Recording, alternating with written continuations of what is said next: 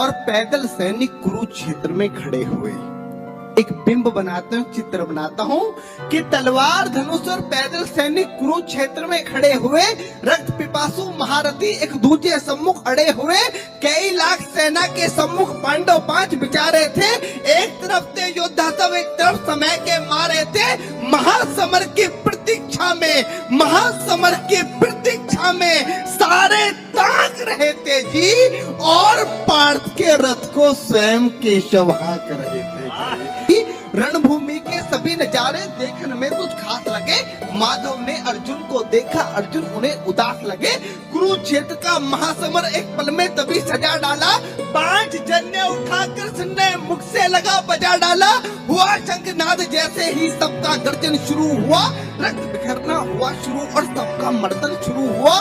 कहा कृष्ण ने उठ पड़, कहा कृष्ण ने उठ पड़, और एक आंख को मीच जरा, गांडियों पर रख बाणों को, प्रत्यंचा को खींच जरा, और आज दिखा दे रणभूमि में, आज दिखा दे रणभूमि में योद्धा की तासीर। यहाँ इस धरती पर कोई नहीं अर्जुन के जैसा वीर, इस धरती पर कोई नहीं अर्जुन के जैसा वीर। यहाँ सुनी बात माधव की तो अर्जुन का चेहरा उतर गया। एक धनुर्धारी की विद्या मानो चूहा उतर गया।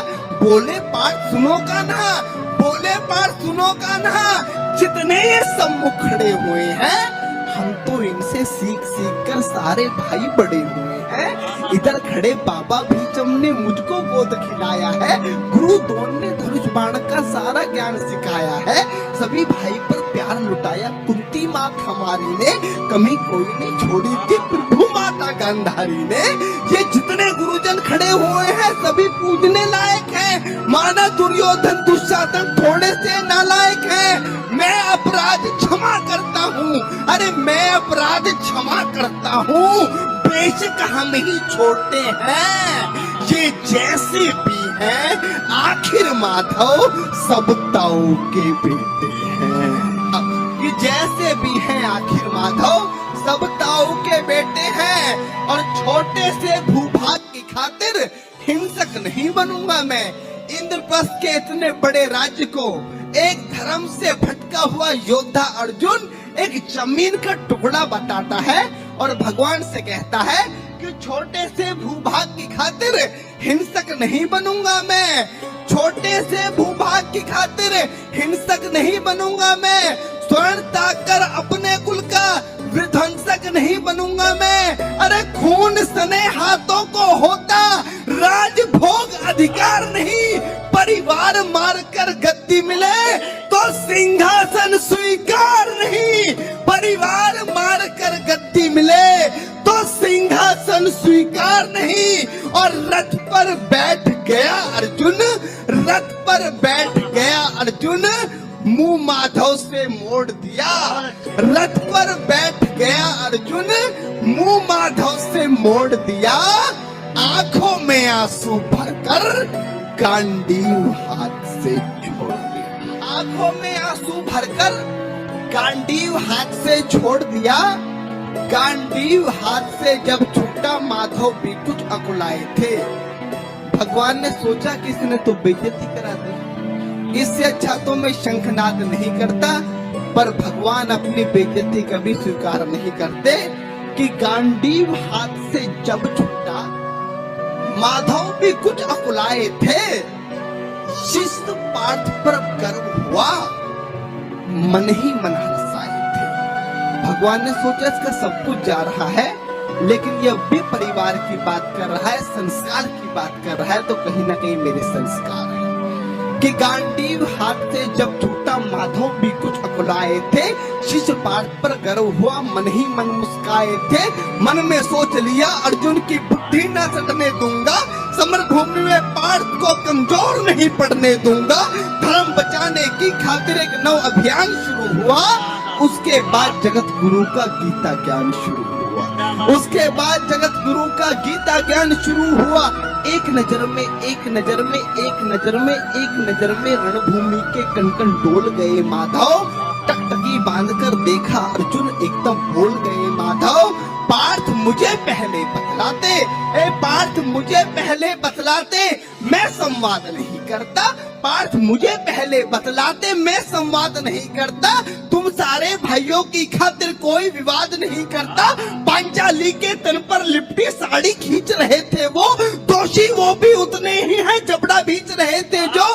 घर की इज्जत तड़प रही, कोई तो टूक नहीं बोले। पौत्र बहु को नगन देखकर गंगा पुत्र नहीं खोले। तुम कायर बनकर बैठे हो, ये बात बड़ी बेशर्मी है। संबंध उन्हीं से निभा रहे जो लोग यहाँ अधर्मी है। हे पांडु के पुत्र, अरे हे पांडु के पुत्र, धर्म का कैसा कर्ज उतारा है। अरे शोले होने थे आंखों में, पर बहती जलधारा। शोले होने थे आंखों में, पर बहती जलधारा है। और गांडीव उठाने में पार्थ, गांडीव उठाने में पार्थ, जितनी भी देर यहाँ होगी, गांडीव उठाने में पार्थ, जितनी भी देर यहाँ होगी, इंद्रप्रस्थ के राजभवन में उतनी अंधेर वहां। अधर्म धर्म की गहराई में खुद को नाप रहा अर्जुन, अश्रुधारा फिर तेज हुई और थर-थर कांप रहा अर्जुन। हे पार्थ मुझे बतलाओ, कुलनाशक कैसे बन जाऊं, रख सिंहासन लाशों पर मैं शासक कैसे बन जाऊं। कैसे उठेंगे कर उन पर जो कर पर अधर लगाते हैं। कर का मतलब होता है हाथ, अधर का मतलब होता है होठ। जो मेरे हाथों को चूमते हैं उस पर हाथ कैसे उठाऊं, कि कैसे उठेंगे कर उन पर, कैसे उठेंगे कर उन पर जो कर पर अधर लगाते हैं। करने को जिनका स्वागत ये कर भी स्वयं जुट जाते हैं। इन्हीं करों ने बाल काल में सबके पैर दबाए हैं। इन्हीं करों को पकड़ कर वो मैं पितामह मुस्काए हैं। अपनी बाणों की नोक जो इनकी ओर करूंगा मैं, केशव मुझको मृत्यु दे दो उससे पूर्व मरूंगा मैं। केशव मुझको मृत्यु दे दो उससे पूर्व मरूंगा मैं। बात युद्ध के मुझे न कुछ भी पास दिखाई देता है। माधव इस रणभूमि में बस नाश दिखाई देता है। माधव इस रणभूमि में बस नाश दिखाई देता है। बात बहुत भावुक थी, किंतु जगत गुरु मुस्काते थे और ज्ञान की गंगा निरंतर चक्रधारी बरसाते थे। जन्म मरण की यहाँ योद्धा बिल्कुल चाह नहीं करते। क्या होगा अंजाम युद्ध का ये परवाह नहीं करते। पार्थ यहाँ कुछ मत सोचो, बस कर्म में ध्यान लगाओ तुम। बात युद्ध के क्या होगा ये मत अनुमान लगाओ तुम। इस दुनिया के रक्तपात में कोई तीर्थयात्रा नहीं। निज जीवन का करे फैसला, नर के बस की बात नहीं। तुम न जीवन देने वाले नहीं मारने वाले हो, न जीत तुम्हारे हाथों में, तुम नहीं हारने वाले हो। ये जीवन दीपक की भांति यूं ही चलता रहता है। पवन वेग से बुझ जाता है वरना चलता रहता है। मानव वश में शेष नहीं कुछ, फिर भी मानव डरता है। मानव वश में शेष नहीं कुछ, फिर भी मानव डरता है। वह मरकर भी अमर हुआ जो धर्म की खातिर मरता है। वह मरकर भी अमर हुआ जो धर्म की खातिर मरता है।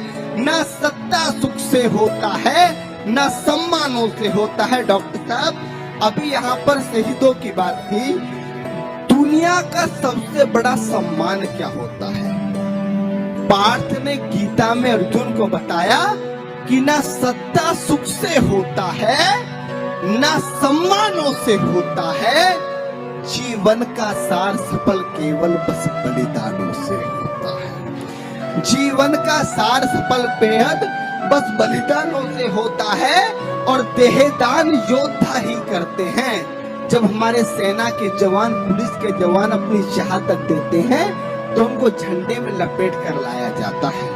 ये सबसे बड़ा सम्मान है। वही पंक्तियां माधव ने कहा कि ना सत्ता सुख से होता है, ना सम्मानों से होता है। मेरे जीवन की डॉक्टर साहब सर्वश्रेष्ठ पंक्तियां दे रहा हूँ अपने जीवन की, कि ना सत्ता सुख से होता है, ना सम्मानों से होता है। जीवन का सार सफल केवल बस बलिदानों से होता है। और देहदान योद्धा ही करते हैं। देहदान योद्धा ही करते हैं, ना कोई दूजा जा जाता है। देहदान योद्धा ही करते हैं, ना कोई दूजा जाता है। रणभूमि में वीर मरे तो शव भी पूजा जाता है।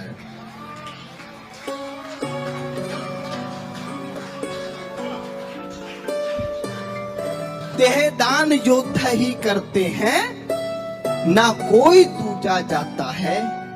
रणभूमि में वीर मरे तो शव भी पूजा जाता है। और योद्धा की प्रवृत्ति जैसे खोटे शस्त्र बदलती है। कविता की एक सर्वश्रेष्ठ पंक्तियां देता हूं, क्योंकि गीता में भगवान कृष्ण बताना क्या चाह रहे थे कि योद्धा की प्रवृत्ति जैसे खोटे शस्त्र बदलती है। पंक्ति पर आपका ध्यान चाहूंगा कि योद्धा की प्रवृत्ति जैसे खोटे शस्त्र बदलती है, वैसे मानव की दिव्य आत्मा दैहिक वस्त्र वैसे मानव की दिव्य आत्मा दैहिक वस्त्र बदलती है। ये मान और सम्मान बताओ, जीवन के अपमान बताओ। उसके बाद अर्जुन कहता है कि मान और सम्मान बताओ, जीवन के अपमान बताओ। जीवन मृत्यु क्या है, माधव रण में जीवन दान बताओ। काम क्रोध की बात कही तो मुझको उत्तम काम बताओ। अरे खुद को ईश्वर कहते हो तो जल्दी अपना नाम बताओ। खुद को ईश्वर कहते हो तो जल्दी अपना नाम बताओ। इतना सुनते ही माधव का धीरज पूरा डोल गया। 3 लोक का स्वामी फिर बेहद गुस्से में बोल गया, अरे कान खोलकर सुनो पार्थ, मैं ही त्रेता का राम हूँ। कान खोलकर सुनो पार्थ, मैं ही त्रेता का राम हूँ। कृष्ण मुझे सब कहते हैं, मैं द्वापर का घनश्याम हूँ। रूप कभी नारी का रखकर मैं ही केस बदलता हूँ। धर्म बचाने की खातिर मैं अनगिन वेश बदलता हूँ। विष्णु जी का दशम रूप में परशुराम मत वाला हूँ। नाग कालिया के फन पे मैं मर्दन करने वाला हूँ। बाकासुर और महिषासुर को मैंने जिंदा गाड़ दिया। बाकासुर और महिषासुर को मैंने जिंदा गाड़ दिया। नरसिंह बनकर धर्म की खातिर हिरण्यकश्यप फाड़ दिया। नरसिंह बनकर धर्म की खातिर हिरण्यकश्यप फाड़ दिया। और रथ नहीं कहीं भी चलता है, रथ नहीं कहीं भी चलता है, बस मैं ही आगे बढ़ता हूँ। गांडीव हाथ में तेरे है, पर रणभूमि में मैं लड़ता हूं। कि रथ नहीं तनिक भी चलता है, बस मैं ही आगे बढ़ता हूँ। गांडीव हाथ में तेरे है, पर रणभूमि में मैं लड़ता हूँ। जैसे ही मेरे माधव का कद थोड़ा सा बड़ा हुआ, सहमा सहमा सा था अर्जुन एकदम रस्ते खड़ा हुआ। माँ गीता के ज्ञान का सीधा हृदय पर प्रहार हुआ। मृत्यु के आलिंगन हेतु फिर अर्जुन तैयार हुआ। मृत्यु के आलिंगन हेतु फिर अर्जुन तैयार हुआ कि जितने यहाँ अधर्मी हैं चुन चुन कर उन्हें सजा दूंगा। इतना रक्त बहाऊंगा धरती की प्यास बुझा दूंगा। जिधर बाण चले पार्थ के सब पीछे हट जाते थे। रणभूमि के कोने कोने लाशों से पट जाते थे। धर्मराज के शीश के ऊपर राज मुकुट की छाया थी। भगवान ने युद्ध जितवा दिया। युधिष्ठिर का राज अभिषेक हुआ। कविता की अंतिम 2 पंक्तियां कि धर्मराज के शीश के ऊपर राज मुकुट की छाया थी, पर सारी दुनिया जानती थी ये बस केशव की माया। कि धर्मराज के शीश के ऊपर राज मुकुट की छाया थी, पर सारी दुनिया जानती थी ये बस केशव की माया थी। और धर्म किया स्थापित जिसने, धर्म किया स्थापित जिसने, दाता दया निधान की जय। हाथ उठाकर सारे बोलो चक्रधारी भगवान की जय।